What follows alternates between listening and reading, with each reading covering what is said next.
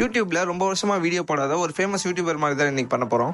S, நீங்க guess பண்ணது correct தான். ரிஷிபீடியா மாதிரி தான் இந்த வீடியோல பண்ண போறேன். ரிஷிபீடியா மாதிரின்னு சொல்றதை விட ரிஷிபீடியா வீடியோல ஒன்று ட்ரை பண்ண போறேன். ஸோ அதுக்கு வந்து இந்த மாதிரி வெளிச்சத்தில் பேசினா கரெக்டாக இருக்காது.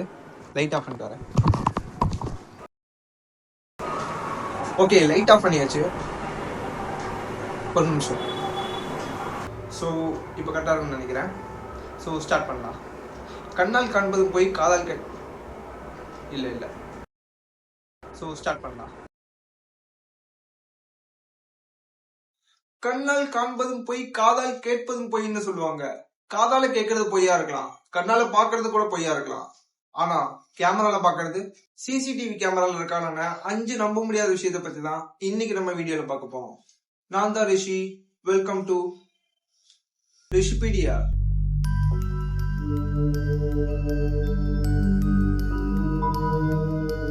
ஃபேஸ்புக், இன்ஸ்டாகிராம் மாதிரி ரெடிட்டும் எல்லாரும் யூஸ் பண்ற ஒரு சோசியல் மீடியா.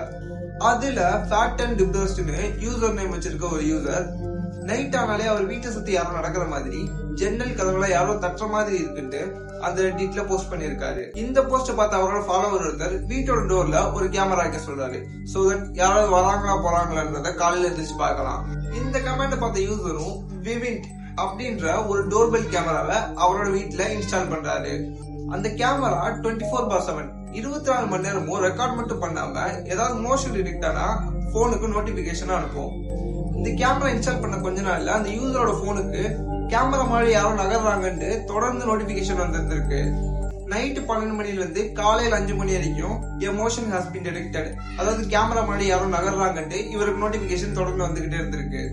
ஒரு நாள் நைட்டு நோட்டிபிகேஷன் வந்தோடையும் இந்த யூசர் போய் கதவை திறந்து பார்த்திருக்காரு. ஆனா அந்த இடத்துல யாருமே இல்ல. சோ மேபி தெருவில் இருக்க நாய்களோ இல்ல வேற ஏதாவது கிராஸ் ஆயிருக்கும், அதான் இந்த கேமரா டிடெக்ட் பண்ணிருக்கும்னு நினைச்சிட்டாரு. சோ எதுக்கு வெரிஃபை பண்ணிடலாமேன்ட்டு அடுத்த நாள் காலையில அந்த கேமரால இருக்க வீடியோவை எடுத்து செக் பண்றாரு. இவங்கதான் வந்திருந்தாங்க. கண்ணு ஃபுல்லா கருப்பா, பாக்குறதுக்கே ஒரு மாதிரி இருக்கிற இவங்கள இதுக்கு முன்னாடியே பார்த்ததுல இதுக்கு அப்புறமும் பார்க்கலாம்னு சொல்றாரு.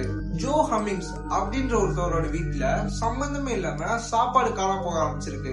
சோ இந்த வீட்டோட ஓனருக்கு என்ன டிஃபரெண்டா இருந்துச்சுன்னா, இதே வீட்டுலதான் காஸ்ட்லியான எலக்ட்ரானிக்ஸ், நகை, பணம்னு நிறைய இருக்கு. சோ அதெல்லாம் தொடாம எப்படி ஃபுட்டு மட்டும் காண போகுதுன்னு சந்தேகமா இருந்துச்சு. சோ இவரும் ரோட்ல இருக்க சிசிடிவி கேமரா, டோர்ல இருக்க டோர்பெல் கேமரான்னு எல்லாத்தையும் செக் பண்ணி பார்க்கும்போது சந்தேகப்படுற மாதிரி ஒரு ஆள் கூட வரல. சாப்பாடு காண போறது ஃப்ரிட்ஜ்ல தானே, சோ ஃப்ரிட்ஜ் பக்கத்துலயே ஒரு ஹிடன் கேமரா வைக்கலான்னு ஜோ ஹமிங் அங்கேயே ஒரு கேமரா வைக்கிறாரு. சோ ஃபாரின்ல ஏசி வெண்ட் எல்லார் வீட்லயும் இருக்கும். இந்த படத்துல ட்ரால் பண்ணிட்டே போவாங்கல்ல, அதுதான் ஏசி வெண்ட். ஜோ ஹமிங் ஃப்ரிட்ஜுக்கு பக்கத்துல இந்த கேமரா வச்சுட்டு போய் படுத்துடுறாரு. 2 மணி நேரம் கழிச்சு அந்த ஏசி வெண்ட்டுக்குள்ள இருந்து நிறைய முடிவு வச்சுக்கிட்டு வித்தியாசமா ஜோ ஹமிங்ஸோட வீட்டுக்குள்ள ஒரு பொண்ணு வருது. நடுராத்திரியில ஏசி வெண்ட்டுக்குள்ள இருந்து வந்த பொண்ணு ஸ்லோவா அசைஞ்சுக்கிட்டு ரோபோட் மாதிரி வந்து அந்த ஃப்ரிட்ஜுக்குள்ள இருக்கிற பால், சாப்பாடு எல்லாம் சாப்பிடுறாங்க. ஜோ ஹமிங்ஸ் வர மாதிரி தெரிஞ்சா அந்த பொண்ணு ஹால்ல இருக்க சோஃபாவுக்கு கீழே ஒளிஞ்சுக்கிறாங்க. ஜோ ஹமிங்ஸ் போனதுக்கு அப்புறம் அங்க என்னென்ன பொருள் எப்படி இருந்துச்சோ அதே மாதிரி வச்சுட்டு திருப்பி ஏசி வெண்ட்டுக்குள்ளேயே போயிடுறாங்க. அடுத்த நாள் காலையில இந்த ஃபுட்டேஜ் பார்த்துட்டு ஜோ ஹமிங்ஸ் போலீஸுக்கு கால் பண்ணி கூப்பிட்டுருக்காரு.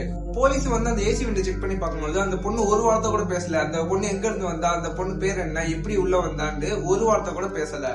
கிட்டத்தட்ட 2 மாசத்துக்கு ஜோ ஹமிங்ஸோட வீட்டுக்குள்ள இருந்து அவருக்கே தெரியாம அவரோட ஃபுட் எல்லாம் எடுத்து சாப்பிட்டு இருக்கா.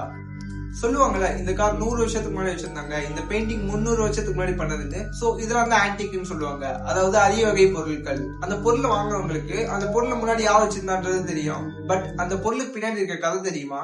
யாக்ஷன்ற ஒரு இடத்துல பார்னேஸ் ஆன்டிக் சென்டர்ன்ற ஒரு கடையில பழங்காலத்து பொருள் எல்லாம் விற்பாங்க. சோ அந்த இடத்துல நிறைய வியர்டான திங்ஸ் எல்லாம் நடந்திருக்கு. நான் முன்னாடியே சொன்ன மாதிரி ஆன்டிக் பொருள்கள் எல்லாம் ரொம்பவே விலை அதிகம். அந்த கடையில இருந்து 50க்கு அதிகமான பழமையான பொருட்கள் எல்லாம் சம்பந்தமே இல்லாம உடஞ்சிருந்திருக்கு. இதை பார்த்துட்டு அந்த கடைக்குள்ள காத்தே வராத மாதிரி ஃபுல்லா சீல் பண்ணிட்டு சிசிடிவி கேமரா எல்லாம் செட் பண்ணாங்க. ஆனா அதுக்கப்புறம் நடந்ததுதான் காரணமே இல்லாம விவரிக்க முடியாததா இருந்துச்சு. காஞ்சனா படத்துல ஒரு குதிரை பொம்மை இருக்குல்ல, சின்ன குழந்தைங்க ஏறி ஃப்ரண்ட் அண்ட் பேக் ஆடுவாங்க. சோ அதே மாதிரி அந்த கடையில ஒரு குதிரை பொம்மை இருந்திருக்கு. சோ எல்லாரும் கடையை மூடிட்டு வீட்டுக்கு போனதுக்கு அப்புறம் சம்பந்தமே இல்லாம அந்த குதிரை பொம்மை ஆடிக்கிட்டு இருக்கு. அப்புறம் சம்பந்தமே இல்லாம அங்க இருக்கிற பொருள் கீழே விழுகிறது, அங்க இருக்கிற கனலில உடையன்ற மாதிரி நிறைய விஷயம் நடந்திருக்கு. காரணமே இல்லாம இந்த மாதிரி நிறைய விஷயங்கள் நடந்துகிட்டு தான் இருந்துச்சு. நான் ஏற்கனவே சொன்ன மாதிரி அந்த பொருளை முன்னாடி யார் வச்சிருந்தா தெரியும், பட் அந்த பொருளுக்கு முன்னாடி இருந்த கதை தெரியாது. சோ இதோட இந்த வீடியோ முடிச்சுக்கலாம் போதுன்னு நினைக்கிறேன். டாக்டர்ஸ் கொடுக்கறது பிரிஸ்கிரிப்ஷன், எனக்கு வேண்டியது சப்ஸ்கிரிப்ஷன். சோ மறக்காம சப்ஸ்கிரைப் பட்டனை அழுத்திருங்க. சோ இதோட இந்த வீடியோ முடிச்சுக்கலாம்.